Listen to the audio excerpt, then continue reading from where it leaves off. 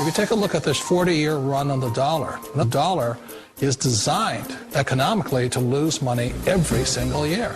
So why would you save something that loses money every year? And what this means for somebody on retirement plans is that after you retire, the value of your dollar goes down and your cost of living keeps going up.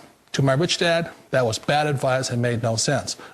We sold it from 160 to 200 or something like that. A nice tidy profit. Yeah, we made about $3.5 billion on a $500 million investment, as it turned out. I still sold it way too soon. Since I sold it, they must have shot a gun off and said, Warren's sold, now it's time to let it go up. Well, yeah, you left money on the table. A lot of money. Dummy. That's what exactly right. Charlie Munger would say, right? Charlie would say, you've done it again. But you can't keep always trying. For the average person who's maybe never bought a stock before, what's your advice about that? You can't constantly sit there and wait and say, oh, it's going to go higher, it's going to go higher. We don't even think about that. What we think about is how much is it selling for? How much do we think it's worth? When we bought it at $35 billion effectively, I felt the company was probably worth at least $100 billion. How did it come to your attention? How do you find a stock like PetroChina? I sit there in my office and I read an annual report, which fortunately was in English, and it described a very good company. And told about the oil reserves, told about the refining, told about the chemicals, everything else. And I sat there and read it, and I thought to myself, this company is worth about $100 billion.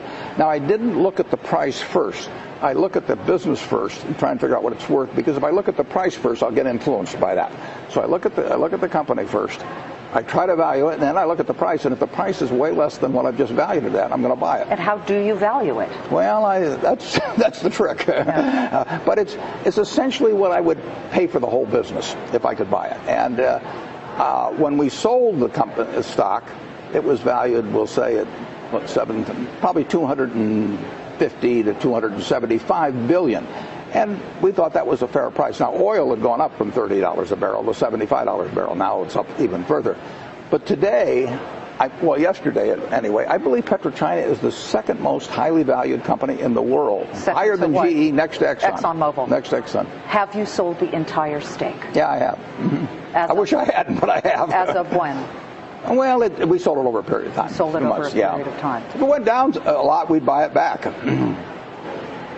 Would you ever buy or sell a stock based on political pressure or no. sort of?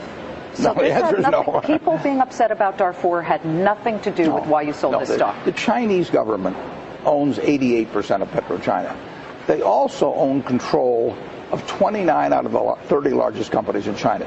The Chinese government is the one that has a position in relation to the Sudan. And they have it, if you own any one of the 30 largest companies in publicly traded companies in China, you will have the Chinese government as your majority partner. And the question is, are you responsible for their actions? You're going to China next week for a ribbon-cutting ceremony for ISCAR. Sort of the limit of my abilities, Liz. I mean, that's what they use this. You're pretty good at cutting a ribbon. I've gotten used to it, yeah. Are you looking at other companies in China? I don't look based, no, the answer is pretty much no, but I don't look based on countries or that sort of thing. I just read every report I can, and I try and figure out whether something is cheap. But how would you find a report like PetroChina 4 years ago? This was not a name that maybe that a lot of people would. Other guys read Playboy. Yeah, I read annual reports. All right, we've never even talked about the supply picture, but he's talking about eventually being able to increase the supply of gold.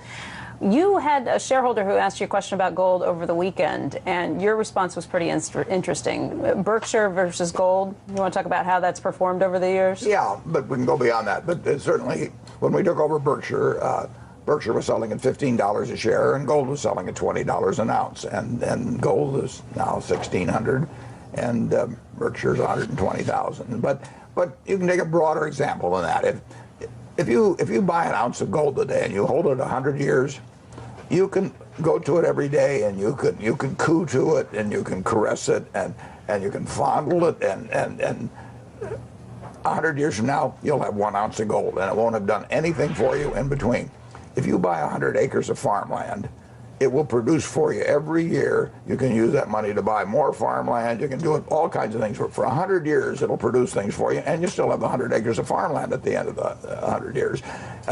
You could buy the Dow Jones Industrial Average for 66 at the start of 1900. Gold was then $20. At the end, it was 11,400. But you'd all gotten dividends for 100 years. So a productive asset of any kind, a decent productive asset, is going to kill a non-productive asset over time. Now, in any given 1 year period, 5 year period, any asset can outperform another asset. Tulips. Why don't you join me, Warren? Why don't you join me and buy some cows? I like your farmland, but you're in Nebraska for Iowa. You love steak. I mean, we can have leather. We can have manure. We can have milk. We can have meat. We'll employ you people. You can have the manure. I'll take the meat. I've got plenty of the manure. No, but we'll employ people taking care of the cows. I mean, that little bar of gold that's worth 50, whatever. We had one in here. Look, I think it was worth like $60,000 or $70,000. I can get like so many head of cattle for that and be productive. That was my point. But you like farmland. You just too lazy to take care of the cattle or something? Pay some people. Absolutely. Have you ever tried to take care of cattle, Joe? It must be. I think it might be hard. I know I've tipped a few, but I've never. Have you tipped a cow? I hope you have not tipped. That's mean. It's cruel. It is cruel. They're sweet. They're sweet, but they're not too bright. Like me. With land, you can get somebody else to do all the work, give them a percentage of the crop, and you can sit back there for 100 years and get a percentage of the crop, and you still got the land when you get all through. I will guarantee you that farmland over 100 years is going to be gold, and so are equities. Listening to you talk, though, Warren, when you say, with your comments about bonds, that makes me think of financial assets in general, which includes stocks. And I think about the printing presses, not only in this country, but around the world. You've seen the commercial cha-chung, cha-chung, cha-chung with the central banks. And there are periods where financial assets are great, from the early 80s to 2000. And I just wonder if there's then periods where hard assets are great. And you see Paulson in gold and some of these other guys in gold or commodities. Are you just not comfortable with commodities? Are there times where you should be downplaying maybe stocks or businesses and going totally full bore into commodities, but you're just not comfortable doing that? No, the alternative with me, Joe, the alternative, I don't like fixed dollar investments at all. I don't like short-term bonds. I don't like long-term bonds. We own a lot of short-term bonds, but that is not because we like them. That's just a parking place. But the alternative, in my view, I mean, certainly commodities can be an alternative, but the alternative is income-producing assets of one sort or another that are not fixed dollar type investments. And so I've said consistently for the last few years, I would vastly prefer to own common stocks than fixed dollar investments over a 5 or 10 year period. I don't know about the next 5 hours or 5 days. And that might very well extend to rental real estate. It might extend to farms. I mean, an investment, you're looking for something where you put out money now, and that asset that you buy gives you back more money over time. Now, the problem with commodities is that you're betting on what somebody else will pay for them in 6 months. The commodity itself isn't going to do anything for you.